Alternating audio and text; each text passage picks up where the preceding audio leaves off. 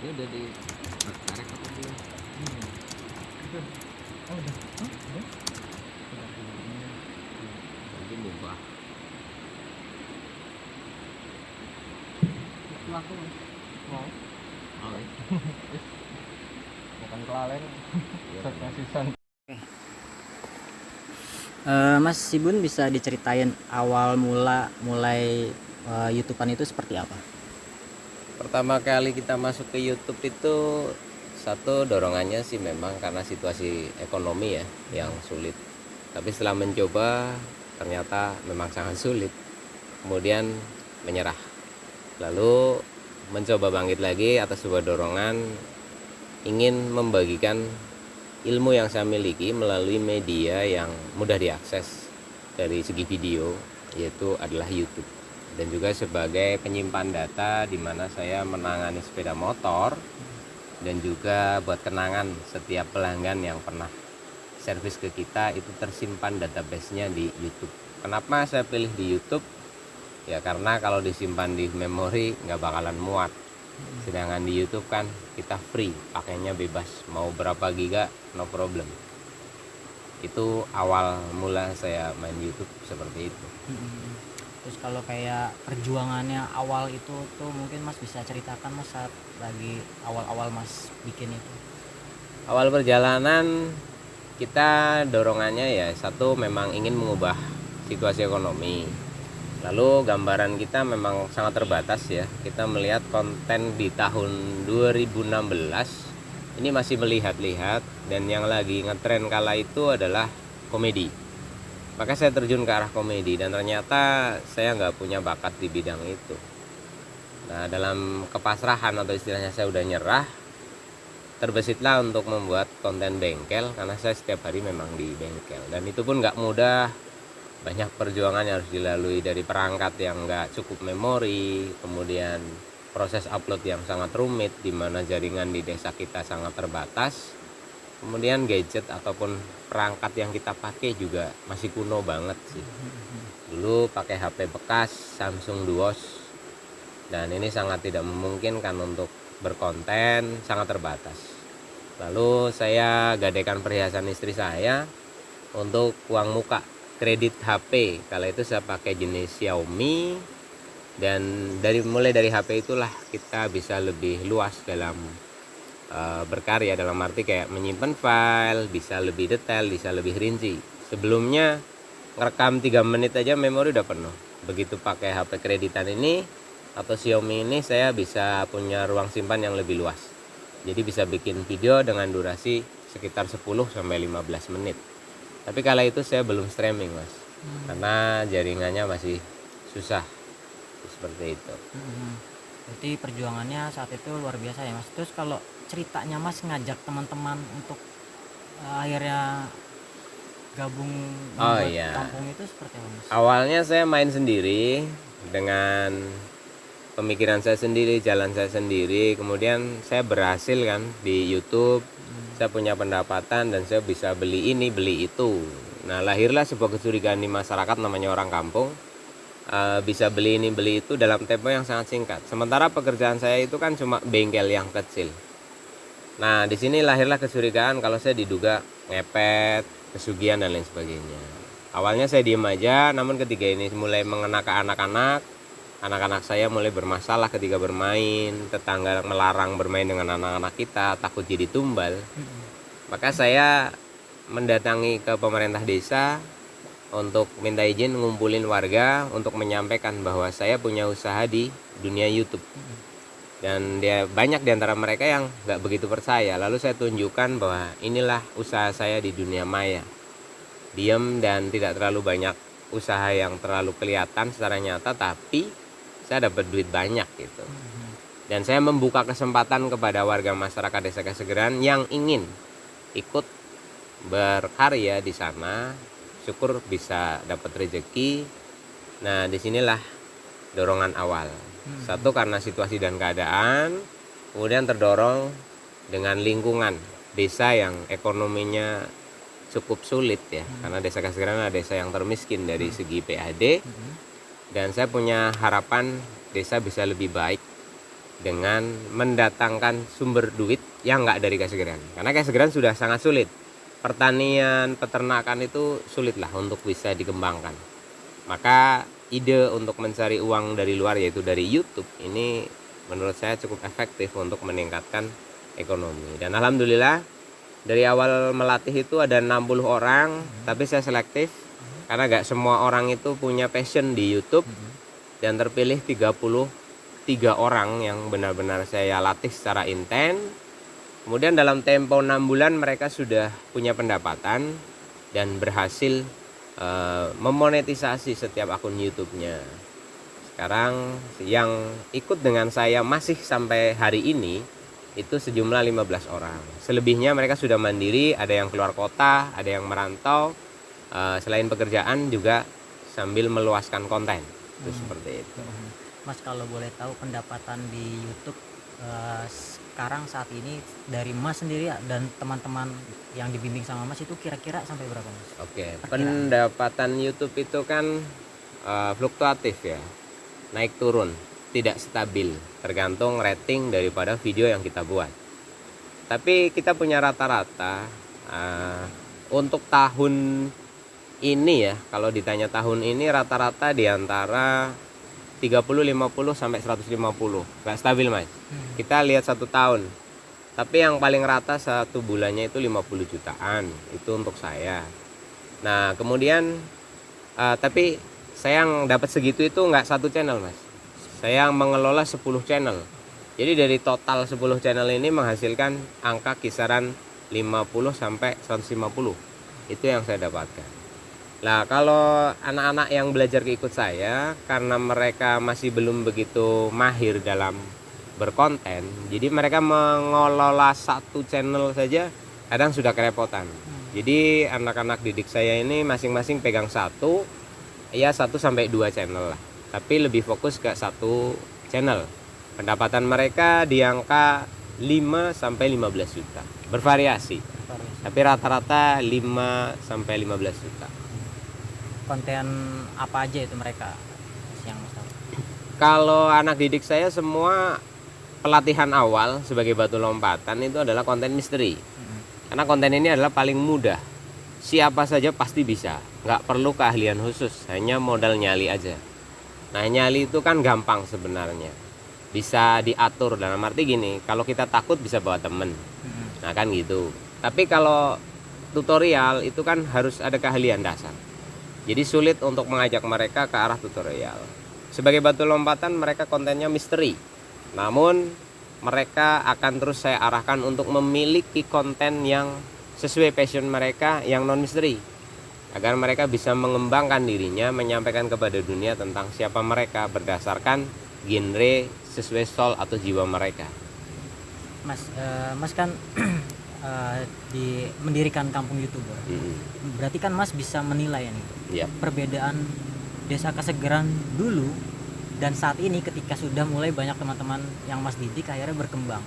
Apa Mas yang lihat perbedaannya, Mas? Perbedaan yang saya lihat dalam tempo sekitar 3 atau 4 tahun ini belum begitu signifikan kalau dilihat secara umum ya. Tapi kalau dilihat lebih mendalam sudah sangat banyak perbedaan.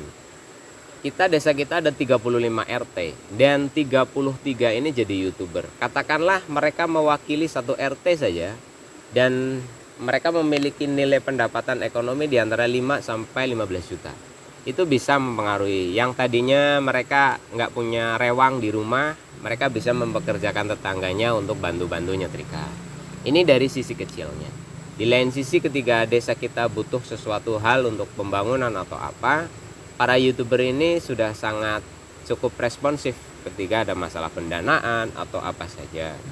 Dan dari 33 ini yang saya catat, ini kan mereka sudah bisa bangun rumah, bisa beli tanah, dan mereka bisa mengembangkan usaha lain seperti berdagang atau seperti mengembangkan bisnis online, marketplace, dan lain sebagainya. Dan saya punya target nih, Mas. Kesegeran 1 keluarga ada 1 YouTuber.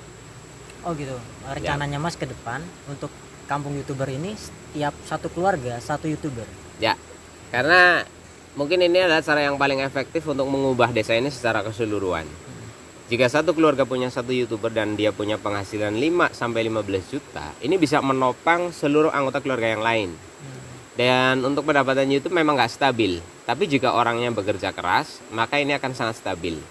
Kita bisa hitung dari jumlah ada berapa, 2.500 atau 3.000 kepala keluarga katakanlah, dan mereka punya satu YouTuber. Nah tinggal mengalihkan saja, mereka punya penghasilan 5 juta kali berapa puluh kakak, ada berapa banyak uang di desa Kasegeran. Dan tentu ini akan sangat fantastis jika saya berhasil, maka dalam target tahun tertentu mungkin Kasegeran sudah sangat berubah. Mungkin nggak ada lagi rumah jelek. Nah kan seperti itu.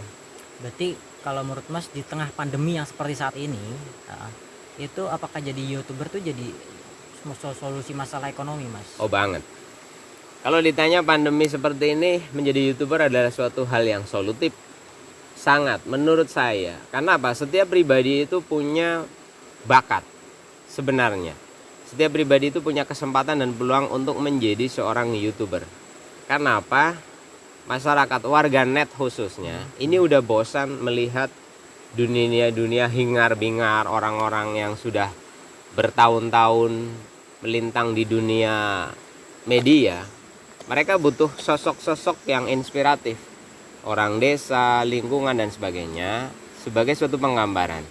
Dalam arti begini Mas, kita melihat kenyataan dan apa yang ada di media itu sudah terlalu banyak berbeda. Itu yang dulu-dulu secara konvensional. Nah di era modern ini dengan adanya YouTube, banyak warganet yang melihat fakta dan kenyataan secara real. Tidak ada rekayasa, tidak ada gimmick, tidak ada drama. Jadi kalau YouTuber kampung itu biasanya apa adanya soalnya. Ya karena mereka tidak memiliki kemampuan untuk mengaset situasi. Bikin settingan lah, bikin drama lah, atau bikin apa. Ini untuk tahun-tahun ini belum. Tapi nggak tahu untuk beberapa tahun ke depan bakal kayak gitu apa enggak. Tapi saya menekankan kepada seluruh anak didik saya untuk tetap jadilah dirinya sendiri, senatural mungkin. Nggak usah mimpi terlalu besar. Karena apa? Konten yang apa adanya itulah yang kita jual. Ada yang menonton, alhamdulillah. Nggak ada yang menonton, nggak masalah. Hitung-hitung kenang-kenangan buat anak cucu kita di masa depan. Ini yang saya sampaikan kepada mereka. Kalau saya menyampaikan di YouTube nanti bakal sukses, takutnya rezeki orang kan beda-beda Mas. Sehebat apapun kita di YouTube, sehebat apapun kita nyari duit, semua rujukannya kan Tuhan. Kalau Tuhan tidak berkehendak, ya semua itu omong kosong. Jadi saya harus tetap logis menyampaikan kepada mereka, memberikan motivasi kepada mereka di YouTube. Nggak boleh saya kasih mereka harapan-harapan yang terlalu muluk. Karena nggak semua orang akan bernasib bagus ketika terjun di dunia YouTube. Namun seperti pertanyaan Mas tentang apakah pandemi ini menjadi suatu solusi, ya saya rasa sangat menjadi solusi. Dimana kita itu memiliki keterbatasan gerak, protokol kesehatan sangat ketat, dan kita bisa berkarya, bisa bekerja di rumah, bikin konten di rumah, di kebun, di hutan, di sungai, atau di mana saja. Apakah itu akan ditonton? Saya rasa sekarang apa aja ditonton. Wong cuma orang pamer mobil aja ditonton, apalagi kita yang kasih lihat alam yang natural. Indonesia itu luas, Indonesia itu indah. Melalui kamera-kamera kawan-kawan di seluruh pelosok Indonesia, saya rasa itu bisa menjadi suatu destinasi. Jadi satu konten YouTube yang tujuannya memang meningkatkan ekonomi, tapi nanti di mata dunia orang bisa lihat Indonesia dari segala sisi. Dari alamnya, naturalnya, kehidupan desanya, pelosoknya. Jadi nggak hanya lihat casing di luar, Indonesia begini, Indonesia begitu. YouTube mewakili lah, saya rasa menjadi media informasi yang sangat akurat dan sangat independen. Nggak tahu kalau nanti ada aturan khusus. Itu kayak gitu Mas. Mas berarti ini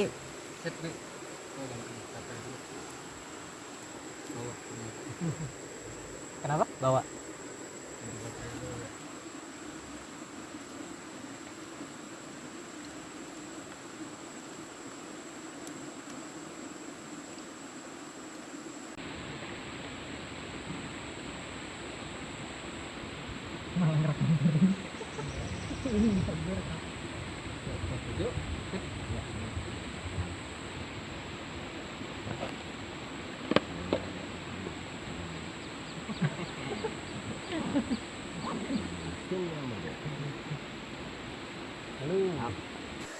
Ya Mas, mungkin sebelum YouTuber, mayoritas masyarakat di Kasegeran itu bermata pencarian apa sih Mas? Sebenarnya sampai hari ini masih sama sih Mas untuk mata pencaharian. Tapi kalau ditanya sebelum YouTuber berarti mungkin arahnya ke anak-anak didik saya ya.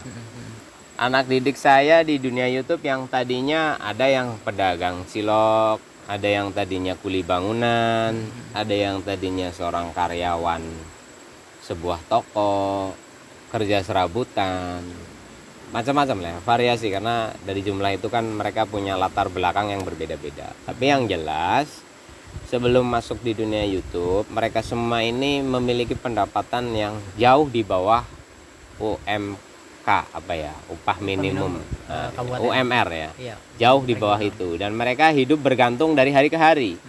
Katakanlah hari ini kita nguli dapat duit, besok nguli lagi dan terus seperti itu. Jadi mereka nggak punya tabungan, nggak punya gambaran tentang besok mau apa, apalagi mikir beli motor. Nah, begitu masuk ke dunia YouTube, mereka sekarang sudah lebih baik. Mereka punya pendapatan yang bisa dikatakan bisa diacu lah, dalam arti setiap bulannya minim banget gitu 3 juta pasti punya gitu. Nah, apalagi stabil di 5 sampai 15 juta, tinggal bagaimana mereka memanajemennya. Tapi udah kelihatan kok mereka udah pada beli motor baru. Kayak gitu. Terus kemudian mereka udah ada yang beli tanah. Tapi sejauh ini anak didik saya sih mayoritas paling larinya beli motor baru. Yang beli tanah, beli peralatan buat persiapan bangun rumah itu belum banyak. Ada beberapa. Karena ya mungkin mereka di waktu sebelum nge-YouTube itu udah punya banyak hutang atau punya banyak kebutuhan. Jadi mereka akan memenuhi itu dulu. Tapi target saya sih 5 tahun ke depan seluruh anak didik saya itu sudah bisa bikin rumah. Kemudian sudah punya usaha offline, entah itu jualan apa, entah bisnis apa. Syukur mereka menguasai marketplace, sehingga dengan nama mereka yang sudah cukup terbaca di dunia YouTube ini mampu atau lebih mudah untuk membuat pasar online mereka lebih cepat. Ini sih target atau angan-angan dulu. Oke Mas, satu lagi, ke depannya apa impian atau targetnya Mas di YouTube? Sekarang usia saya 37 menuju 38. Saya nggak terlalu banyak harapan sih dalam kehidupan ini, karena katanya terlalu banyak harapan itu akan menjadi beban perjalanan hidup saya. Tapi saya mengalir aja Mas, mengikuti apa yang harusnya terjadi. Tapi kalau ditanya harapan, semua orang punya harapan. Saya kepengen desa saya Kasegeran menjadi lebih baik, memiliki sumber pendapatan yang tidak pernah disangka baik oleh pemerintah ataupun oleh sesepuh kita. Kemudian dengan nilai ekonomi yang lebih baik sehingga anak cucu saya kelak tinggal di Kasegeran itu tetap nyaman, tidak lagi tersemat sebagai desa termiskin, kehidupan masyarakatnya sudah layak, jauh daripada susah. Itu sih impian saya. Itu impian secara umum. Kalau impian pribadi, saya kepengin di hari tua saya nanti saya hidup lebih tenang, tidak pusing dengan materi dunia, dan melihat anak-anak saya itu lebih optimis menatap masa depan. Diakui atau tidak, materi itu segalanya. Meskipun dia bukan penentu segalanya, tapi dengan materi mungkin kita bisa melakukan segalanya. Dalam arti segala hal kehidupan dunia tidak lepas dari keputusan Tuhan. Itu seperti itu. Kalau di dunia YouTube target Mas pingin bikin usaha kah atau akan terus seperti ini Mas? Kalau di YouTube saya nggak terlalu muluk lah Mas, soalnya kita nggak pernah tahu nasib kita di YouTube. Besok tiba-tiba kita disuspend, besok kita tiba-tiba di ban, atau besok kita kena hacker, kan bisa saja terjadi. Karena kita orang kampung nggak tahu sistem secara lebih lebih konkret gitu. Kita ngalir apa adanya, protect channel juga seadanya saja. Jadi di YouTube kalau saya masih diberi kesempatan, saya akan terus berkarya, saya akan terus berbagi konten-konten saya, semoga bisa berguna dan bermanfaat buat orang banyak. Syukur saya bisa memenuhi impian saya yang lain, yaitu adalah satu keluarga, satu YouTuber. Ini jadi pemacu biar saya nggak boring-boring amat hidupnya. Kan harus ada tujuan. Kayak gitu. Oke. Mungkin udah itu aja, Mas. Oke, siap. Dan Yuk, sama-sama. Coba dicek, direkam nggak? Direkam lah. Oke guys, ini proses dimana kawan-kawan, ini masnya kebetulan beliau seorang wartawan. Kayaknya dia canggung loh dipanggil beliau ya. Masnya ini seorang wartawan di suatu media. Lah, ini udah ngeliput saya kemarin. Kemudian dia ingin membuat liputannya lebih dalam lagi, lebih mengenal lagi. Dan ini ajak temennya juga. Jadi di sini diambil dua sisi, perekaman audio dan juga visual gambarnya, untuk mencari inspirasi yang lebih dalam tentang keberhasilan dan kesuksesan saya di dunia YouTube. Saya sendiri nggak pernah menyangka saya akan seperti ini. Tapi semua itu sudah direncanakan oleh Tuhan. Buktinya dulu saya memiliki keyakinan yang kuat. Entah dari mana datangnya. Pada tahun 2017 saya begitu yakin kalau saya akan berhasil di YouTube. Dan momen di mana keyakinan itu begitu besar dalam diri saya kala itu adalah di saat saya mengajak atau meminta istri saya untuk menggadaikan perhiasan. Saya sangat berspekulasi loh. Karena perhiasan istri saya itu bukan saya yang beli. Itu hasil istri saya kerja di masa dia gadis. Kemudian dia tabung dan dia punya gelang. Itulah satu-satunya harta barangkali yang dia punya sejak dia bisa bekerja. Dan saya begitu teganya meminta itu untuk DP. Kalau dipikir secara mendalam, tidak semua orang mampu berspekulasi. Menggadaikan perhiasan untuk uang muka HP, yang mana HP ini harus diangsur. Sedangkan YouTube belum tentu saya akan berhasil. Wong baru mulai. Tapi nggak tahu kenapa. Saya dari dulu orangnya begitu optimis dan begitu yakin. Dan bagiku tidak ada kata kegagalan. Karena kegagalan itu hanyalah sukses yang tertunda. Jika kau tetap berjuang dan tetap berusaha, maka sukses itu akan kau raih. Keberhasilan saya di YouTube bukanlah sesuatu apa-apa. Masih belum apa-apalah. Penghasilan saya masih kecil. Masih di angka 50 jutaan. Karena di luar sana ada yang hasilnya miliaran. Tapi saya cukup menikmati hidup ini dan saya terus bersyukur. Karena apa? Hidup terus melihat ke atas, kita nggak akan pernah bersyukur. Kalau kalian semua mengukur banding sebuah kesuksesan, mungkin saya akan dibilang lebih. Baru dapat bayaran 50 juta aja udah bangga sukses. Saya tidak berbangga teman-teman dalam secara euforianya. Tapi saya bersyukur. Dan saya memotivasi kalian. 50 juta itu banyak loh. Tapi kalau kamu ukur banding saya dengan orang yang berpenghasilan miliaran, tentu nggak sebanding. Jadi teman-teman boleh deh, kalau mau ngukur sesuatu itu, ngukurnya sama diri kalian. Kalian kerja banting tulang, berangkat pagi, pulang sore. Gajinya berapa? Kok kamu nyinyirin aku yang dapat uang 50 juta setiap bulan? Kan pantas nggak sih? Nah, ini kadang manusia itu akan bertolak ukur dengan sesuatu yang nggak harusnya. Kalian itu akan bangga dengan pendapatan orang yang miliaran. Dan kalian akan menertawakan orang yang punya pendapatan 50 juta. Dan dianggap saya sedang nyombong. Baru segitu. Lah, lu berapa? Nah, ini adalah suatu penggambaran. Dunia itu begitu banyak manusia. Makanya saya minta ke teman-teman, saya ajak teman-teman. Ketika saya menyampaikan berapa pendapatan saya, berapa penghasilan saya, bukan saya mau pamer. Gitu loh. Tapi saya ingin menyampaikan ini loh buah kesuksesan atau buah pencapaian dari perjuangan saya. Ambil sisi baiknya. Kalau kamu sekarang bayaranmu baru di angka 5 sampai 10 juta, terus kamu menertawakan aku dengan gaji 50 juta kemudian up di media, dianggap sebagai suatu kesombongan atau kepameran yang konyol, saya rasa lu yang konyol deh. Lu baru punya gaji 5 juta aja udah nertawain orang yang 50 juta. Kan aneh kan? Nah, kita sering menertawakan orang tapi kita lupa bahwa kita sedang menertawakan diri kita sendiri. Lagi saya nggak pamer, lagian saya pamer juga buat apa? Iya kan? Apa gunanya saya pamer sama kalian? Nggak ada untungnya. Mending saya pura-pura miskin, pura-pura susah. Kan jadi channel saya banyak yang nyawer kan. Sejak media meliput pendapatan saya 200, pendapatan saya 150, pendapatan saya 50 juta. Nggak ada orang nyawer, kan kerugian. Nah, jadi nggak ada untung, tapi saya bukan pengemis. Saya bukan orang yang meminta-minta di sosial media.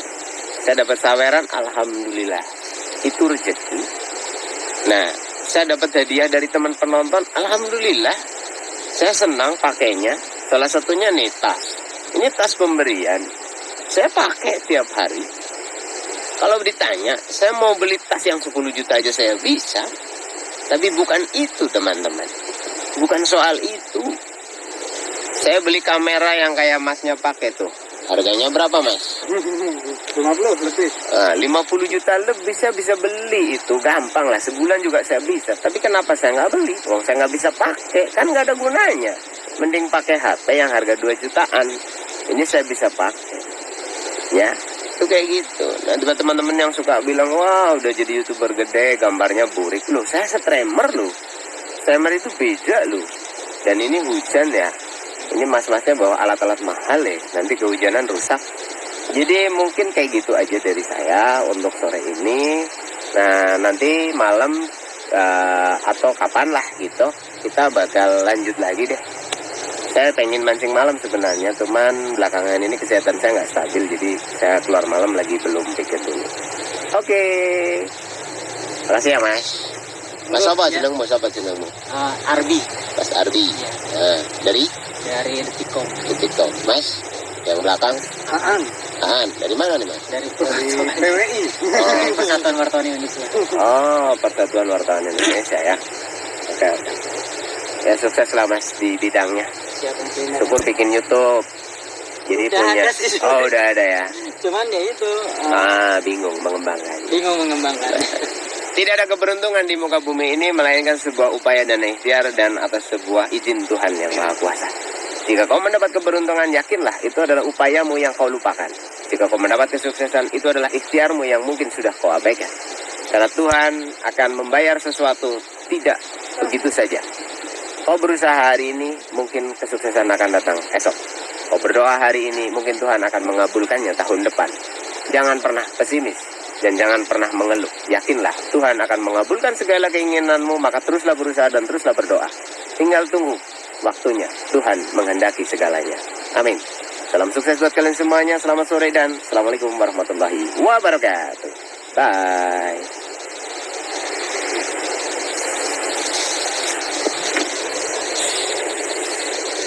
Ayo mas pulang. Mau kehujanan di sini nanti sungainya banjir.